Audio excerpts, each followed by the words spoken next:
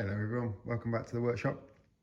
As I said in Thursday's video, or Friday's video as it was, you guys will have seen it. I was just cleaning out my glue pots because they were disgusting. You know, they got a old glue in them that had gone mouldy because I'd have got away with boiling it up again, but it'd been in there too long, so I've cleaned out the pots. You know, they do get some hammer, these old pots, to be fair. You know, they use, when I'm in the workshop, they're on the go all the time. So now I've got a nice fresh clean pot. I know people often have questions about hide glue, and I know anybody who comes into this workshop generally has questions. So I use pearl glue. This is from restorate.co.uk, and I buy it in 5 kilo bags like this. This lasts me 12 months or so. So then, to use it,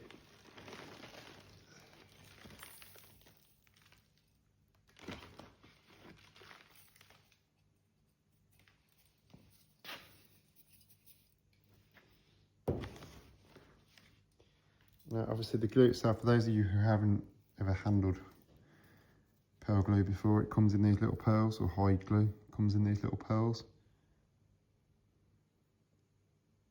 And as you can see, my hands are a little bit damp, so it's already sticking.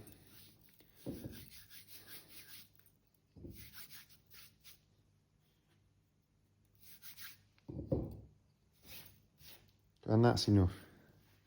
The amount that's in there, that's enough. We'll come back and look at that when it's had time to soak.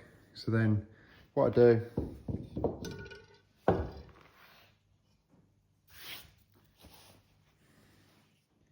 is I literally, so I've got a jam jar full of water because the sink's upstairs in this workshop.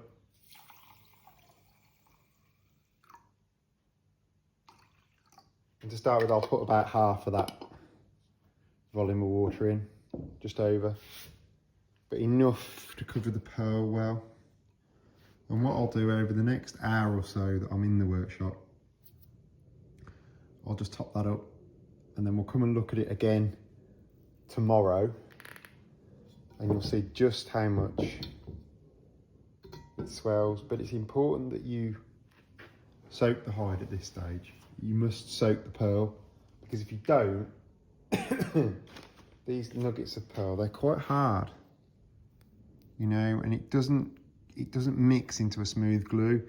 Perhaps that's another subject for another video. We'll make some up fresh and not soak it. We'll just go straight into the boiler with it. Because you'll see the difference, you know. This will take on all the water I can give to it, and eventually this hide will come, you know, up somewhere here on the glue pot. It's amazing how much this stuff swells. But it's also important you don't skip this stage, like a lot of things. You know, like a lot of old historic methods. There's sort of method in them, in the madness, as it were. You know, it just needs that bit of time, just to let it soak, because you get a better product. You get a better usable product out of it at the end. You know, yes, you can add pearl to warm water in the pot. I don't advise it though, because it just goes gelatinous and messy. It's just not a nice thing to do. And if I know I've got a big glue to do the next day, I've got 2 glue pots. I've got a slightly smaller one, and I've got this one. This is the main one I use. But what I'll do is I'll make up both glue pots, but then I'll take a jam jar like that, and I'll do what I've just done now. I fill up to this bottom line, and I cover it well with water, and I just keep adding a bit, and I leave it, and I'll quite often soak the glue and leave it in the jar. And if I don't use it that first day, I'll use it within that week. And it just does mean that you've got it ready soaked. You can just tip that into the glue pot, or you can add it as the pot starts to get low. You can add some of that soaked pearl into your already warm glue pot. And at that stage it does then melt down really nicely. So that's something I do quite a lot of, is make it up in a jar the night before, just to make sure I've got plenty soaked, that I'm not going to run out when I do a big glue up. If I'm gluing up 5 or 6 sachets in one hit, then yeah, I make sure I've got some extra soaked as well. But you can probably see already, that's already starting to expand. It's starting to come up the line. So like I say, when that pearl starts to get to the top of that water, I'll add the rest of that volume of water to that pot. It's about the right size for that pot, that jam jar. I don't like too much in it to start with, because if you, as you saw, I don't weigh out the amount of pearl I put in. I put in an eyeball amount, and generally it's about 1/4 of the depth of the pot I tend to put in, roughly. Just to make sure that I have enough glue in there. But yeah, I'll let that swell up now overnight, soak it, and then in the morning that'll be ready to go as glue. So we'll come back and look at it when it's ready to go. I'm just looking at this glue. As you can see by the level of the water in the jar, I haven't added any more to it yet. It's only an hour or so since we made that first video. You can see it's already starting to come well up the pot. It's beginning to expand. But if you see that spot there in the middle, you see it's still very yellow in the middle. That's the original pill just beginning to, like the little pearl beginning to expand. So that's the hard stuff in the center still. When it's gone completely white, like the other ones, then it's well expanded and what have you. But like I say, I haven't put any more water in yet. I am going to just do so now because it's the end of the day and I'm not coming back till tomorrow. And what you don't want to do, see, so I've put about half, well, just over half the remaining water into that. What you don't want to do is let it go dry to the air now. It's important that this stays covered in water until you heat it, because otherwise it dries out and it starts to dehydrate again and you get crispy lumps in your glue. So it's the next morning, and as you can see it's expanded and come well up the pot, but the glue is still covered just about. I do prefer a slightly bigger where pearl to, or jelly now to water ratio, or just a little bit less water, but you do want to make sure you keep the pearls covered, the jelly covered. But that's, I would put that straight on now. That's enough. That will make a nice mix of glue in that pot.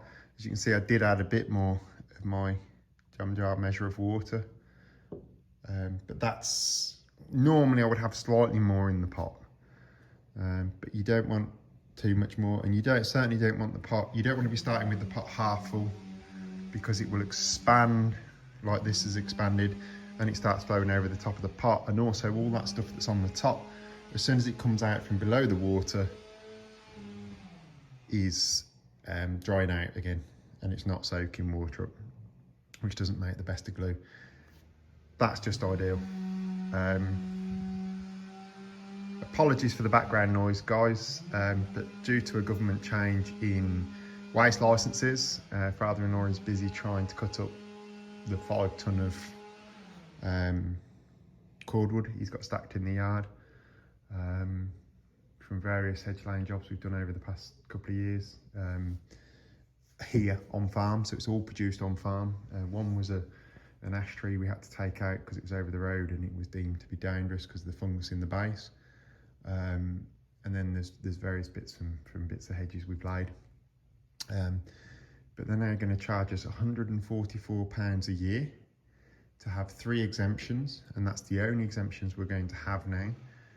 One is so that we can use my shavings in the stables and under the sheep bedding. We can no longer compost my shavings, which is what we've done. We used to compost it with the muck and then use some of it with the ponies. It all now has to go through either the pony bedding or the sheep bedding, because they won't let us straight compost it. Or of all the random things, we now have an exemption that we can actually burn it in the open air. Work that out, guys. That we can burn shavings, sawdust and offcuts from a small joinery shop on farm in the open air. Now, how absolutely ridiculous is that? You know, we can't compost it, but we can then, we can't compost it if we haven't used it for animal bedding, but we can then burn it in the open air. It just staggers me at the moment, the state of civil service and government service, that, they're hammering us every which way they can, and then they're making it so that we can do something that's far more environmentally damaging than actually the recycling they want us to do. It just baffles me, guys. So we've dropped all of our waste exemptions now, bar the 3. One is that we can burn hedge arisings in the open, and my waste can be burnt in the open. Another is we can convert timber from a joinery shop to use in a small appliance incinerator, so log burners and that sort of thing, and then we can use my waste in the the shavings and the sawdust for animal bedding. Absolutely crazy the way the world has gone, but yeah, utterly bonkers. But anyway, rant over, guys. Yeah, this is a little bit on hide glue. I'll show you a little bit more when I've warmed this one up, and then we'll see what we think about it, and I'll discuss a bit more about what we do and how it's used. I was asked a question as to what I was wanting to use hide glue for. Well, the answer is I use hide glue in probably 80 or 90% of my joinery now. Anything that's going into a historic building, be that listed or unlisted, traditional sashes, that sort of thing, a lot of it is glued using hide. Now, if I'm gluing a face patch repair on, absolutely I'm using resin glue. There's no comparison because there's no mechanical fixing there. And if I'm gluing a face patch to a window or a door or something like that, I don't want to be having to use a mechanical fixing. We do use more mechanical fixings when we are gluing face patches to timber frame buildings, because they are structural elements, but they're glued and screwed. But yeah, in the architectural joinery, yes, if I'm gluing a face patch, absolutely I'm gluing it with a modern resin glue. But the actual joinery itself, all the mortise and tenons, all the window joints and all that sort of thing, they're all glued using hide or pearl glue. And the reason for that is that I want that joinery to be repairable. Now, if I was to glue a mortise and tenon in the corner of a sash with modern resin glues, suddenly that isn't reversible. It isn't repairable. You're going to take that to bits. You've either got to slip a phone saw around the tenon, or you've got to knock it to the point that you crack the glue, risking breaking that joint in some way, shape or form. Whereas hide glue, a little bit of warm water or a warm scraper, or even the heat from a speed heater. So when you're stripping the paint, if you carefully apply a bit of extra heat around the joint, you can usually get the wedges out. And if you can't, a steam generator is a good way to take those joints to pieces. And I am building another steam window box. I'm just designing that at the moment, but I am actually going on to look into steam strip the big sashes. So the sort of bigger high-end stuff with the curved, anything that's got curved glass in, anything that's got curved glazing bars in and that sort of thing, because that glass is getting very difficult to find now. It's getting very expensive to replace. And whilst the speed heater is excellent for removing glass, you do sometimes still get failures. So the logic of steaming them is that it will remove any old oil-based paint, but without fumes. So there's no airborne lead, no airborne arsenic from the much earlier paints. It softens the putty without damaging the glass. So the putty becomes easy to remove, but it also then will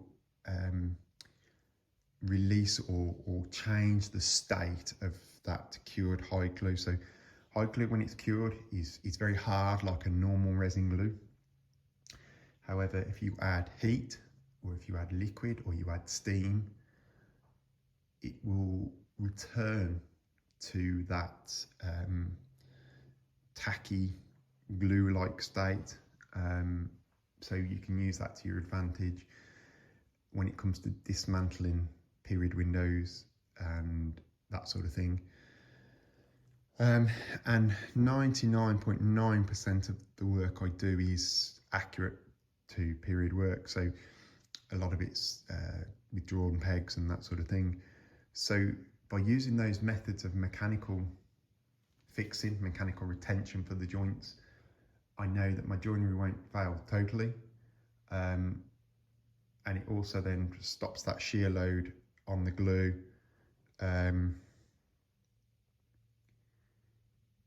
So yeah, I think it's good that we've got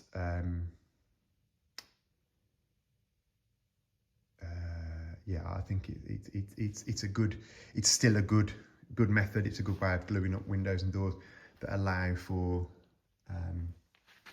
further repair work. You know, I know for a fact that the work I'm repairing is, you know, a lot of it's 100 years old now, to anything up to 500 years old. So I'm looking at repairing, you know, I'm looking at what was used when those windows were built, what's worked, what's failed, and I'm looking to make my joinery replicate what's there. So both my new work and my old work, and it seems that hide glue has stood the test of time with that joinery. So I am looking to repeat. You know, I see no reason not to use it, just the same as I see no reason not to use Lindsay putty on single glazed windows. It works. You know, it's an excellent method of glazing, just like hide glue is an excellent method of gluing joinery. So I see no need to change that for a vastly stronger glue, you know, a resin glue like Cascamite, like West's, like, you know, like PVA, like your Type Bonds and all that sort of thing. I don't see the need for it. I really don't. So, however, looking at that, I wouldn't then look to do a glue laminated top rail, for example, with hide glue. I would be looking to do a glue laminated top rail with urea formaldehyde or you know, that you know, a resin type glue, and depending on its location and its the timber type would depend on what resin glue I would use. So they both have their advantages. I use both in the workshop.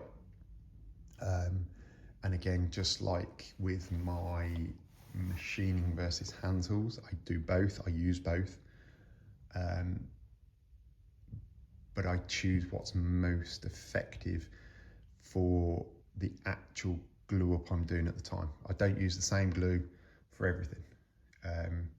So for example, if I'm fitting trim in somebody's house, around a window or whatever, I will glue the miters and I use PVA. You know, I use 502 or D4 PVA because it's cheap, it's cost effective, and it dries relatively quickly. But also it's clean and it's easy to wash out of. If for example, you knock the bottle over and squeeze a bit out on somebody's carpet, or it gets through your dust sheet, it's easy to wash out with water if you catch it before it's dry. So yeah, that's why I use different glues for different situations. Now 90% of my modern joinery is glued the actual construction joints, so the mortise and tenons in the corners of each, in the corners of, the mortise and tenons in the corners of each sash or in the corners of the doors generally are now glued with hide, pegged or wedged correctly. That's a subject we'll cover on a different story, on a different video.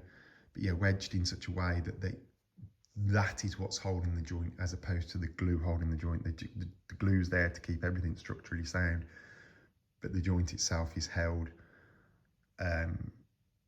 as a fail-safe used in another method. Thank you all for watching, guys. Yeah, it's wonderful to see your all your comments and all the sort of positives. If you're liking this sort of content, let me know and I will make a bit more of it. It sort of can be difficult as a I never thought when I started making these videos that I would ever get to the bottom of what's interesting and what's not. I never thought I'd sort of start to run out of ideas for what's interesting to people, because obviously you don't all find the same things interesting. One of the most recent comments was that you'd like to see a bit more of this sort of content rather than the tool content, and that's absolutely fine. The tool content is easy because I have a vast amount of tools and a lot of them are unknown to people, whereas this sort of stuff is done and done again, not necessarily correctly, and I don't want to get into the typical YouTube willy waving contest with other creators that I'm not going to do sharpening videos per se, because there's just so much out there and you would all cringe at the way I sharpen anyway, probably, because I don't work quite the same as anyone else. Richard Maguire has a video out recently and he sharpens very similar to me, although I don't use one hand. I do use two hands when I'm sharpening, but yeah, I sharpen in very similar method to Richard. You're doing it all the time, so you're doing it as quickly and as speedily as possible, with as fewer steps and as fewer things to complicate things, because the more steps, the more complicated you make something. A, the less likely you are to do it, and B, the more likely it is to go wrong. Anyway, I will show you a bit more when I've heated this pot up as to what consistency we want this hide glue and what have you, and then we'll take it from there. Thanks for watching, guys, and I will see you on the next video. Bye.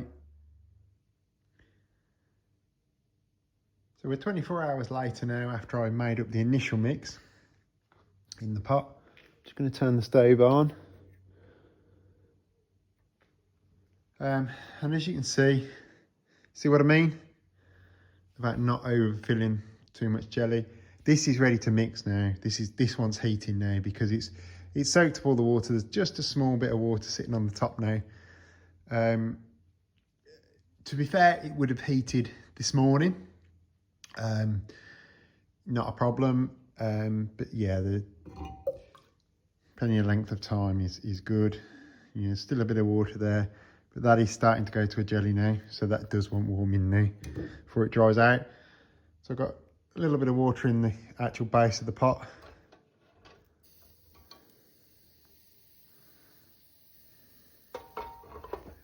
And that's literally it. When I say put the glue pot onto people, that is exactly what I mean. Normally this would go on the log burner in the corner, certainly over the winter, but obviously that's not on. So when that's not on, I use this old single burner cooking stove, little portable stove. Let me just show you this glue pot as well, it's interesting. So it has a government issue broad arrow, 1943. So if government bodies were still using hide glue in 43, I don't see a problem with me still using it now. And what I'll do is I'll bring the water in the pot, I'll warm that up, but what you mustn't do is actually let the glue itself boil. Sometimes if you've made it a bit too runny, you need to let it just gently warm without boiling the glue itself, and just let it, you know, in that sort of situation, you want it on a good hour, 2 hours before you want to use it, and just let it warm off some of the excess glue, some of the excess moisture. But generally, if you put your water in and let the actual gelatinous glue swell up well enough over a period of time, you don't have a problem then. That'll be a really nice mix of glue when that's all melted, and it will shrink. You'll see it will shrink back a little bit in the pot. It won't expand too much more now, I hope, because it's going to be everywhere if it does. But as that starts to warm, you know, and I've got it on full bore at the minute, or fairly, you know, I've got it on full at the minute, and you can see it will begin to warm that pot fairly quickly. But like I say, over the winter they just sit on the, well, they actually sit behind the log burner most of the time, and then I chuck them on the top when I need the heat, and I'll pull them, you know, on and off as required, but they sit behind the log burner where there's plenty of heat, and the glue stays, you know, in a quite workable state most of the day, and then you just put it on for a couple of minutes just to warm it to use it. So we'll come back when this is warmed up, and I'll show you the consistency that I would like to use it.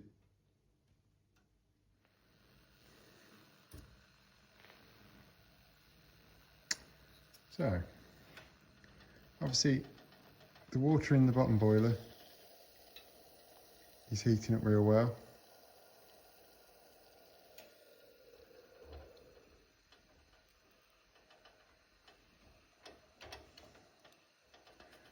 What's the glue like?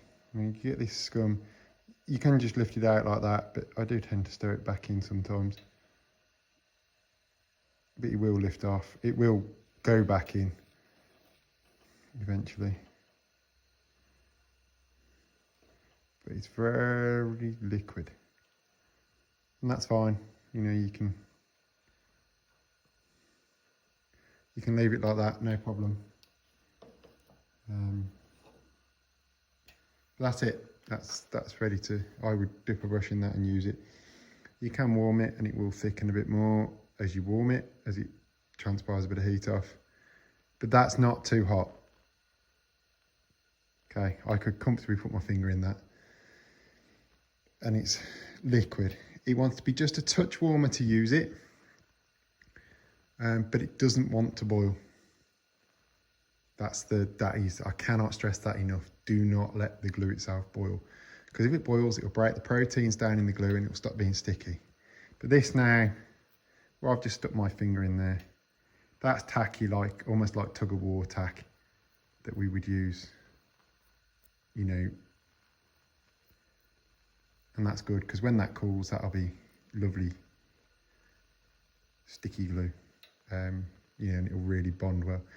It does want could just do with a touch more heat, just to take it, thicken it slightly, because obviously you're transpiring off the moisture and you're keeping the stick. But the main thing is that there's no more big lumps of jelly in the bottom. You know, I do like it just a touch thicker normally to use than that. So we'll give it another 10 minutes and we'll see what it looks like then.